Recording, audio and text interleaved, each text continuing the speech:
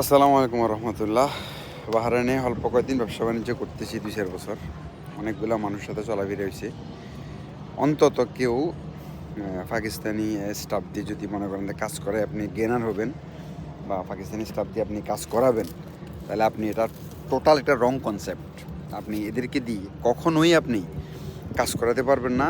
এরা এদের মর্জি মতো কাজ করব, মন চালে আসবো,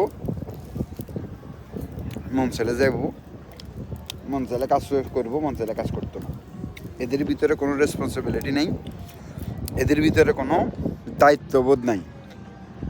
এবং কি এরা শুধু ফাঁকিবাজি খালি কামে ফাঁকি দিব।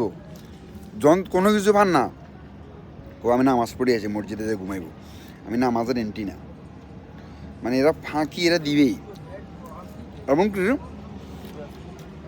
যখনই আরেকজন আসে গো, তোর এখানে বেতন কত, 100 দিনার, তোরা 100 দিনার 1 টাকা দিব, মানে 1 টাকা বাড়তি করলে এখান থেকে চলে যাবো।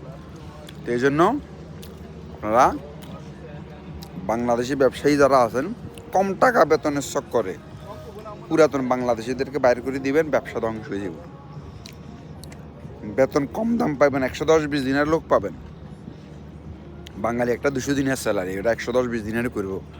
বাঙালি যদি ডাবলও যদি হয়, ডাবল বলে বাঙালি ডাবল স্যালারি চাইতেছে, তারপরেও বাঙালি দিয়ে কাজ করান, এদেরকে দিয়ে কাজ করাবেন। আপনার ব্যবসা নষ্ট হয়ে যাবো গই। যা হা করবেন, আপনি বড় ধরনের ক্ষতিগ্রস্ত হইবেন। একটা নিজের লক্ষ টাকা লস করে এই অভিজ্ঞতাটা শেয়ার করলাম। এদেরকে দিয়ে ব্যবসা করতে পারতেন না, এদেরকে দিয়ে কাজ করাতে পারতেন না। এরা কোনো কাজে লাইবিলিটি নিবে না। এদেরকে দিয়ে কাজ করাতে পারবেন ওরা ওরা ওরা মালিক, ওরা ম্যানেজার, ওরা স্টাফ, ওরা কাস্টমার, এখানে পারবেন। আমাদের দেশি লোক যারা এসব ম্যানেজমেন্টে, এদেরকে দিয়ে কখনো কাজ করানো কখনো সম্ভব না।